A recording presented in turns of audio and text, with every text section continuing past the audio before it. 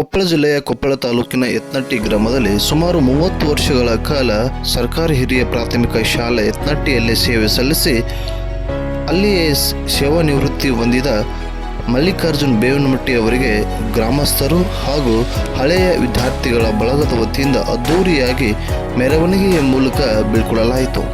ಹೌದು, ಗ್ರಾಮದ ಪ್ರಮುಖ ಬೀದಿಯಲ್ಲಿ ಮೆರವಣಿಗೆಯ ಮೂಲಕ ವಿದ್ಯಾರ್ಥಿಗಳು ಹೂ ಚೆಲ್ಲಿ ಅವರನ್ನು ಸ್ವಾಗತಿಸಿ ಬೀಳ್ಕೊಟ್ಟರು.